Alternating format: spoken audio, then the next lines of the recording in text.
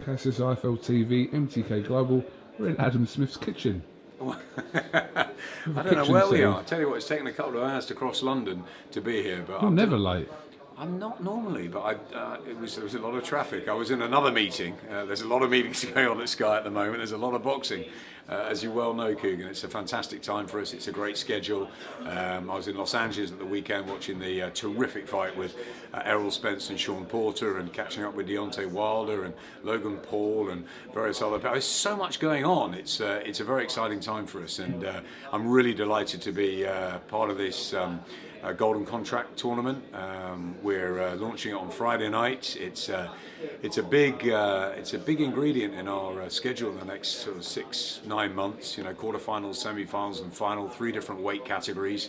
It's a great idea, and I think we need that. You know, I think we've had some terrific Matchroom UK shows, and we've got more to come in Newcastle.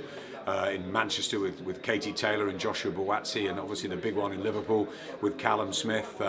You had a few next gens which have been really productive, but this just adds even more as well. And because it's a tournament and it's got that sort of, you know, the winner takes all, the golden contract at the end, it's a real incentive to fighters who maybe don't normally get the limelight, or their careers have you know, stuck a little bit, maybe like Ryan Walsh's or Jazza Dickens, and then, you know, the new guns can come through, and it's a really enticing sort of tournament. Very pleased to be showing it on Sky, and I love a York Hall night, as you do as well. It's there's nothing like York Hall, Bethnal Green, so really looking forward to it. Excited to be here. That was great. That was 90 seconds. I didn't ask you one question, but you kind of answered about 15 in one. Well, I try and sort of keep it short and sharp. Excuse me. Adam, we saw the draw yesterday, which was quite say dramatic, but it's just when you've got 4 guys obviously picked certain colour ball on one side, the other 4 kind of waiting their fate, if you like. It's like what's going on in the fighters' heads, and from both sides, you know, who's going to pick me, who I'm going to pick, etc. So it's quite interesting there yesterday, but I think the one that kind of springs to mind is the Lee Wood and David Oliver Joyce fight. Which why did he pick it? Lee Wood went straight in, didn't even hesitate, said he wants the. Well, he was thinking Ryan Walsh, wasn't he? If there was a British title on the line, he was worried about that. But you know, look, sometimes you just think, you know what, you got to make a statement straight away. And I think it's a tough fight for Lee, a really tough fight. You know, against an extremely good amateur, someone that's sort of gone under the radar so far a little bit. And you know, we've seen Lee a lot on Sky, but it's a tough fight for him. I think that's a real pick-em. So I'm really pleased that he's had the guts to do that. I think it's great. Maybe it's the Nottingham thing, the Carl Froch thing, the take on all comers, and I like that. I like that attitude, and yeah, really looking forward to that fight. I think all the fights are interesting, and as you said, you know, who picks who's going to be the last to be picked, and you know, why take him and not him, and you know, then Ryan Walsh was picked out, which was really interesting again. You know, there's another one trying to make a statement there, and I think it just helps for the tournament to get off to a terrific start. You know, that's what we want. We want it to be exciting, lots of pace, lots of action in the first on the first night, because that will entice the fans to, you know, to come back for the semis and final, which I'm sure they will. And I think it's great that all 8 of them up there on the dais, you know, they're all confident, they've all trained hard. You know, a little bit like the amateurs, they didn't know who they were going to get until the last minute. The trainers have got to go back and say, okay, now we've got this person, it's what we've got to deal with in the next sort of 72 hours, and it's tough. But you know, they've been through it before. They're all hard and rounded guys, and they've got an opportunity of a lifetime to change their life. You know, interesting hearing Jazza Dickens speak. You know, he's been through a great deal. You know, British champion. He's knocked on the door of a world title, but he'll want to do that again. And you know, he's maybe sort of a bit older in the tooth than some of the others, but he's still saying this is a massive opportunity for my family to turn my life around, and it's great that he's got the platform to do it, and you know, we wish him and all of them well. Obviously, the majority of your UK shows have been aligned with Matchroom over the years, so was it kind of a big decision to kind of bring in someone else like MTK to kind of make this tournament work and to get onto Sky? Can you just kind of talk me through that? Well, Matchroom are exclusive UK promoters. You know, we've built up a fantastic relationship with them over a number of years. I mean, this goes well back. I've been at Sky 25 years, and Barry was doing deals with people before me. So there's a long history of Matchroom and Sky, not just in the boxing, but in the darts, in Fisher Mania that we have every year, in the pool, and in many other things. So it's been a big relationship, and it continues to be. And you know, the first person I spoke to was Eddie Hearn, because Matt Macklin told me about this tournament. I was really interested in it. I thought it's something a bit different. I thought if we can get more domestic action out, that would be fantastic. We love the York Halls sort of shows as well as the big arena shows, and I think Eddie and Barney Francis, they came up with the right idea a few years ago. We were going up and down the country to different cities, towns, almost villages, almost every week. A lot of production costs, a lot of money being spent, and the cards were a little bit thin sometimes. Sometimes there are some really good ones. Sometimes they're a bit trickier. And I think that what Eddie did was he put and Barney, they agreed to do the bigger shows and less of them. And I think that sort of 12 to 16 UK shows a year sort of format got boxing back, and then you sort of add that to the ascent of AJ and the sort of stadium shows with Frocham Groves, which was a great success, and then on to obviously Anthony selling out Wembley and Cardiff and all that. But you do forget sometimes the smaller shows, and we've got the next gen element, which is good, and I think Matchroom have really upped their UK shows. We've got fantastic ones coming up with Newcastle, as I said, with Newcastle, Manchester and Liverpool. But I think also it's an opportunity for these fighters sometimes that get lost a little bit on the non-TV shows, or on maybe not on the platform that Sky can offer, with Sky Sports News, SkySports.com. There's a whole arsenal of media that they can embrace. So I think it works for everybody, and Eddie was up for it. I was up for it, and it was pretty easy to get it done, and I'm really pleased that it's happened. We look forward to it. Friday night, kicking off with the featherweights, and then obviously we've got the light welters and the light heavies by the end of the year. So MTK have got a huge stable of fighters. I mean, there's a lot of them. Eddie's just signed up with Savannah Marshall and Billy Joe Saunders, and and Hughie Fury, and there's a load of fighters out there that need to work, need to keep busy, and ones we've shown, like Ryan Walsh, for example, who just seems to be the avoided man. No one really wants to take him on because he's a sort of in the Who Needs Him club, and now you've got 7 of them who want to take him on, and I think that's great. So yeah, it's a tournament that I'm very excited about, not just the featherweights but the other weights as well. So we're going to have the 3 sets of quarterfinals before Christmas, and then go into the new year, and we know we've got the business end of the tournament there. And yeah, I'm really excited about Friday. I think it's going to be a lot of fun. I think we're going to get great action, and I hope it's justified that we've taken it on Sky. Now, news broke yesterday that Joseph Parker is out of his October 26th clash with Derek Chisora. Do you know what happened to Parker? I've heard rumours. Spider bites and things? Is that That's what I've been told. True? I mean, listen, you hear everything in boxing, don't you? And Joseph, first of all, disappointing. Obviously, really wanted to see Joseph Parker and Derek Chisora fight. Parker just coming back in now under the Matchroom banner. He's still young. Derek coming off that great win against Artur Spilka and breathing fire back into the old boy. And obviously all the controversy you get with Derek on the top table, and wanting to be top of the bill. And I think that it's disappointing. Let's not cut any. It's a disappointing outcome that Joe's had to pull out. But that's what I heard. I heard it was a spider bite. I heard that it was he was out of training for a number of weeks. So look, whatever it is, he's got to rest up, and we've got to go again. Eddie's trying to find a new opponent as we speak.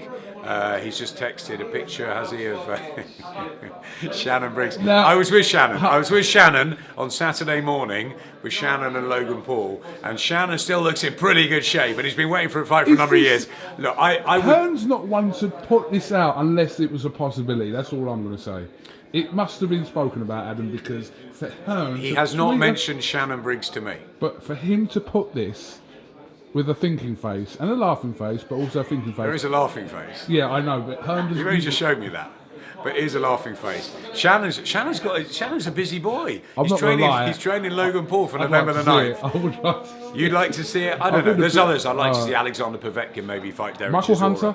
Michael Hunter, Joe Joyce, David Price. There's a number of heavyweights there, actually, that are... And also, Price hasn't got a fight. Listen, you don't have to make... He's on the Liverpool show. But... The good thing is we don't have to make weight for a heavyweight. The bad thing is, obviously, it's fairly short notice. But there's a crop of really good heavyweights out there that I think...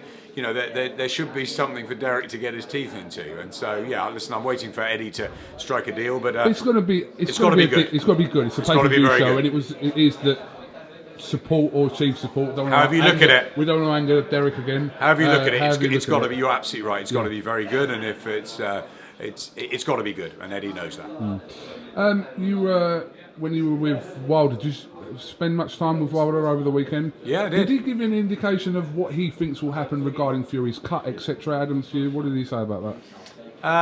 Deontay was on great form. Get on very well with him. I love him as a character. He's a live wire, so unpredictable when you interview him. We had a great catch up. He obviously is concentrating on Luis Ortiz in the rematch for November. He had a real fight with him last time. It was a terrific battle, one we were ringside for in New York. Listen, if they go there again, the fans are going to be the winners. So let's concentrate on that first and foremost. He talked a lot about Andy Ruiz and AJ, and he expects Tyson Fury to be there in February. He didn't talk much about the cut, and I think he just expects that to happen. And do you think that fight will happen? I hope so. It's in February more so. Listen, I don't know. I wasn't around the fight, so I don't know how bad the cut looked. Terrible on television. I don't know how long it will be before he can spar again. And also, whether he needs some time just for the proper healing process. I mean, Deontay did say, joking around at the press conference, he's going to target the eye. He'll go. Listen, I mean, you're always going to say that. I think the most important thing for Tyson Fury is he guts it out. It was not a silky win, but it was a win all the same. He had a lot of criticism. I'm a big fan of Tyson Fury's. I thought he looked great against Schwartz. Everyone said, oh, he should have done that, but he entertained me with a ring entrance. He entertained me with the ring entrance again in the very, very early hours of waking. I mean, I think it was 5:30 before he came out in the UK time. He had a tough fight. It's a tough fight partly because of the cut. I didn't think he looked quite himself in the first couple of rounds. Maybe the weight was a slight issue. I don't know. I wasn't there with Ben Davison beforehand, so I don't know how training went.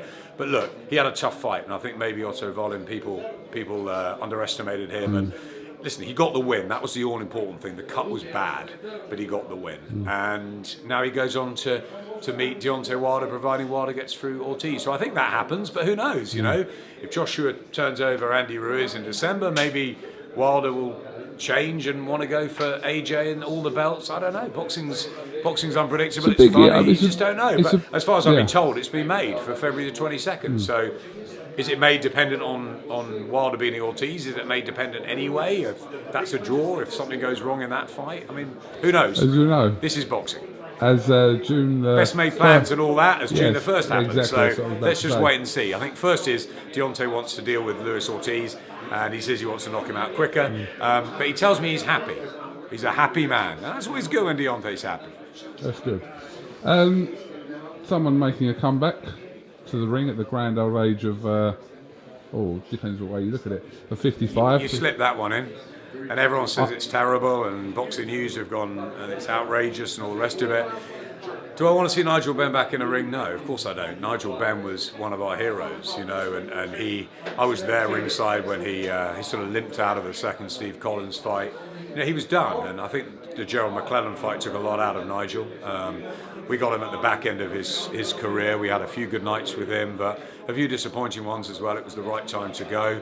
And look, he went off to a different life, a good life. Lives out in Australia now. He's always happy when I see him. He's got a son that's fighting, and things are good. But two sons that's fighting. He's Harley got Ben as well, absolutely Connor with us, and he's got an itch. Can you see why he's doing yes, this? Of course I can. Fighters always want to fight. Spencer Oliver might not be 55, he's only in his 40s, but he wants to fight. He'd fight again tomorrow. That they've got it in them. They're a rare breed, and so I can understand the challenge, the competition. I'd rather he went off and did an Ironman competition, or he swam the channel or something, because I think boxing's such a dangerous sport, and I was reading Matt's very good column, and saying that you can train the body, but can you still take the punches, and what about the skin? For over 20 years. It's dangerous. It's a dangerous thing, and I presume that's why the British board are not involved. And listen, the thing for me is that he comes out safe and sound. I wish him well. It's Nigel's choice. It's not one for us as broadcasters to decide what fighters should and shouldn't do. We've got our own opinions about whether they should retire, whether they shouldn't. But ultimately, it's their decision, and it's their business. So yeah, I'm sad in a way to see Nigel come back in the ring, but I'll be hoping that he comes out happy and healthy. And it's a tough match, and let's just hope it goes fine. And yeah, we wish him well. I've always loved Nigel Benn, and so it's sort of mixed emotions, as I'm sure it is with you and most people. Just finally, obviously, Eddie Hearn's out in New York for the Golovkin and Derevyanchenko We're going like this through the night. I came back from LA, he came to New York. There, yeah. I tell you, I was at a really good fight. I mean, Spence and Porter, I tell you, one fight of the year maybe. I mean, what a classic it was, and really enjoyed that. But yeah, he's out for Gennady Golovkin. Fantastic to have that on Sky as well Saturday night. We've got the York Hall, and then to the Garden in New York. It's great.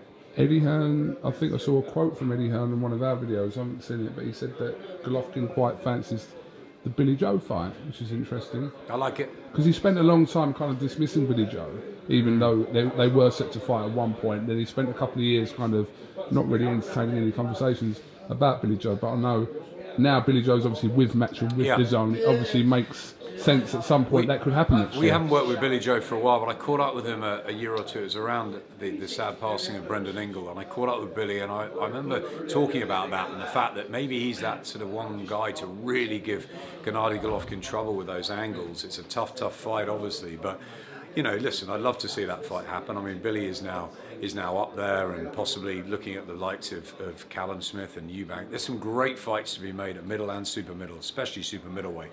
Callum Smith coming back against John Ryder, good world title fight, 2 Brits in Liverpool, fantastic. If he wins that, can he make the dream come true at Anfield? Liverpool obviously going to win the league this season, as you and I know, not your lot. So I'm really happy that maybe could be worse. Could be a Tottenham fan right now. Maybe I've shared some emails and texts with my Spurs mates this morning. Listen, it'd be fantastic, wouldn't it, to have Callum fighting first of all in Liverpool and then at the M&S Arena, and then if we can get him to Anfield, it'd be incredible.